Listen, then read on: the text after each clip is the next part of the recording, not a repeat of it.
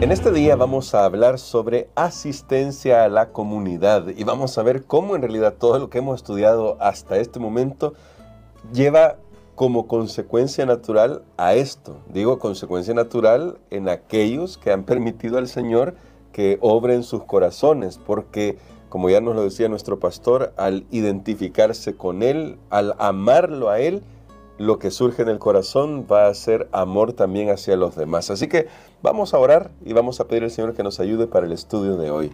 Querido Padre, gracias te damos por tu palabra y porque hoy vamos a aprender cómo el cristianismo en realidad es más que una serie de cosas formales que se hacen en un lugar, en un templo, y tiene que ver más con la vida. Y te rogamos que nos ayudes a aplicarlo a nuestro diario vivir en el nombre de Jesús. Amén. Amén.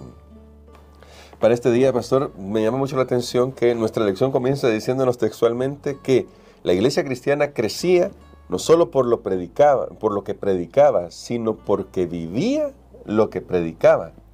Y ahora viene la pregunta natural de esto es, ¿qué es lo que predicaba y cómo es que se veía eso en la vida diaria de cada creyente que se unía al pueblo de Dios, que hacía que finalmente fuera tan atractiva para las personas a pesar de lo que ya vimos el día de ayer, las persecuciones, las presiones, los problemas que podía desembocar el hecho de aceptar la fe de Cristo? Es muy interesante cuando estudiamos la historia que los cristianos estaban siendo perseguidos, tal como se ha afirmado, pero estaban haciendo el bien. A pesar de lo que ellos estaban sufriendo, estaban haciendo el bien. Y sabe que eso es contrario a la lógica común, claro, o normal, porque una persona normalmente cuando está sufriendo puede estar digamos naturalmente molesta. Claro. A veces hay personas que están sufriendo, están amargados, ¿verdad? Porque yo estoy sufriendo, les molesta ver que otros no tienen nada o que están felices y yo sí estoy con este problema. Y sin embargo los cristianos no solo estaban sufriendo por causa de Cristo, no solo estaban proclamando a Cristo que había ya resucitado, que para ellos, y este es un tema, no lo mencionamos anteriormente, cuando Cristo murió y resucitó, Él derrotó a las fuerzas del mal. Amén. Entonces ellos estaban proclamando a un Cristo triunfador, vencedor, pero noten cómo hay cosas que tenemos que aceptar por fe. Ahora, Cristo era triunfador, era vencedor, había sido recibido en los cielos, pero aquí en la tierra su pueblo estaba sufriendo. Pero ellos lo aceptaron de buena gana, porque sabían que era parte del proceso de vindicación del carácter de Dios, sabía que era parte del proceso de solución del problema del mal. Y este es otro concepto. El problema del mal lleva un proceso de solucionamiento que va a redundar al final en la erradicación del mal y en el triunfo total del bien. El amor triunfa, es lo que estamos hablando este trimestre. Pero ellos entendieron ese proceso, y yo creo que hablábamos en otro momento fuera de cámara, cómo la cosmovisión lo cambia todo. Recuerda, claro, que estábamos destacando eso, porque cuando uno ve que Lucifer, el enemigo de Dios, Satanás ahora, quiere desfigurar la imagen de Dios en el universo entero y en la humanidad particularmente, que caímos en pecado, que nuestros primeros padres cayeron en pecado, y luego se ve a un pueblo que puede reflejar la imagen de Dios a pesar de los problemas, dificultades e imperfecciones propias de nuestra naturaleza. Creo que eso es una estocada contra Satanás, y decirle, mira, todos esos argumentos que tú tienes contra Dios están derribados incluso por estas personas que han abrazado a Jesús, que aman a Jesús y que reflejan el amor a Jesús en amar a los demás. Y ¿cómo podemos nosotros vivir esta experiencia, pastor? Porque salvando las distancias, en Hechos encontramos cómo ellos se mantenían unidos, vendían las cosas, todo lo tenían en común, cómo a veces cuando había alguna dificultad, incluso en el seno de la propia iglesia, se organizaron para tratar de mantener siempre a la iglesia enfocada en el servicio y reflejar el carácter de Jesús. Cómo salvando esas distancias podemos aplicar esos principios para nuestra iglesia ahora? Definitivamente creo que no ha cambiado, el plan de Dios no ha cambiado, y es que sus hijos se identifiquen con Él a tal punto que lleguen a ser en esta tierra lo que Él mismo haría si estuviera entre nosotros, y era lo que hacían los cristianos, aún en medio del dolor y del sufrimiento causado a ellos estaban contentos de poder ayudar a su prójimo, porque el amor de Cristo había inundado sus corazones, y este es el punto. Ahí vemos que el amor es real y existe, porque como una persona, esto no tiene lógica humana, esto no tiene sentido, una persona que lo están atacando ahora está haciendo el bien. Claro. No, lo natural es responder, ok, tú me atacas, yo te ataco. Eso es lo natural. Y estoy justificado por eso. Y sí, puedo pensar, tengo derecho porque simplemente estoy defendiéndome.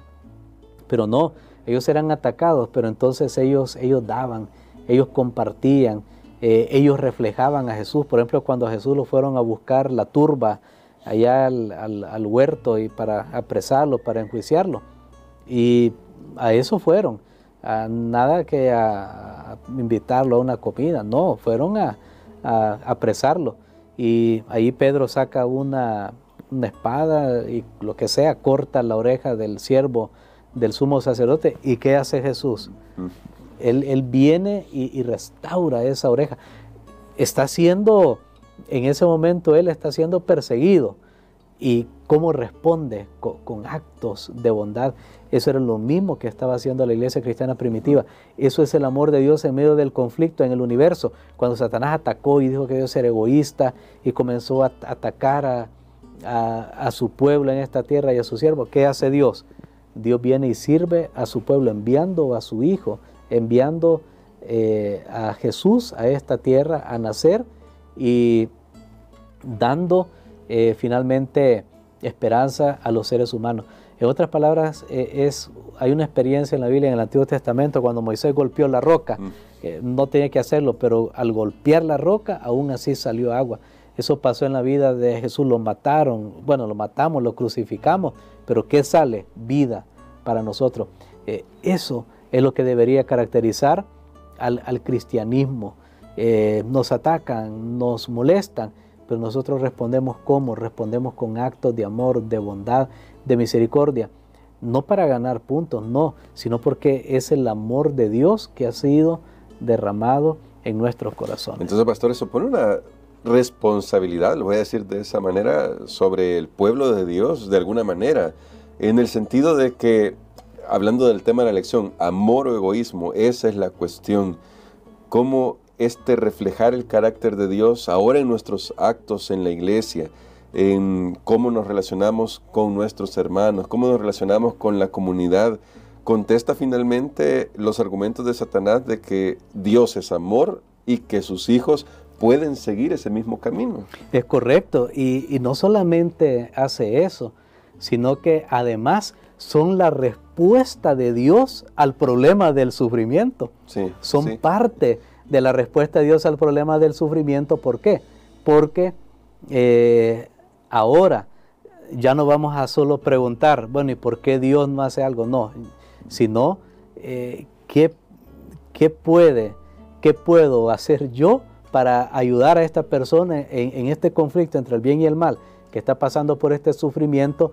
Y entonces ahí Dios me habilita y me capacita para llevar esperanza también a estas personas. Entonces yo soy con Dios parte de esa respuesta al problema del sufrimiento. Entonces esto es maravilloso. Noten el gran papel, el gran plan que Dios tiene para sus hijos los cristianos. Y como alguien lo decía muy claramente, somos sus manos. Hay cantos que hablan de eso. Somos sus pies, somos sus ojos, somos sus oídos. Y entonces nosotros ya no vamos a estar en ese bando de aquello. No, Dios no existe, no hace nada. No, ahora vemos Dios está haciendo algo cuando tú vas a darle comida a alguien, cuando vas a ayudarlo, a curarlo, cuando compartes. Bueno, y hay tantas maneras que nosotros ahora aliviamos. Mientras Satanás ataca, nosotros nos unimos con Dios para llevar alivio en medio del dolor y del sufrimiento. Eso es el amor de Dios. Entonces queda manifestado ante el universo que el egoísta es Satanás, que el que está totalmente equivocado es el mal, y queda ahora demostrado que el amor es el que realmente triunfa. Amén. Así que, pastor, quisiera que orara por nosotros para que le permitamos a Dios que pueda implantar con su Espíritu Santo, porque ayer nuestro pastor nos destacaba eso, solo el Espíritu Santo puede traer eso a nuestra vida, el don del amor, para que no pensemos en primer lugar que es un sentimiento, y en segundo lugar para que le permitamos a Dios guiarnos en los pasos que debemos dar para servir y aliviar a los que están necesitando. Amén. Padre, te damos gracias, Señor, en esta mañana.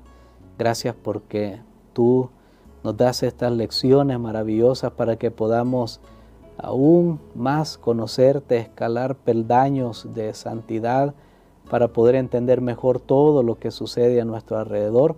Y aunque muchas cosas son un misterio, sabemos, Señor, que hemos llegado a confiar, a depender totalmente de ti, de tu revelación, y a esperar, Señor, y saber de que tú estás obrando y que todo lo que has hecho y estás haciendo y harás era la respuesta correcta ante el desafío del mal. Amén. Ayúdanos para aceptar esto, Señor, siempre en nuestras vidas, en el nombre de Jesús. Amén. Amén.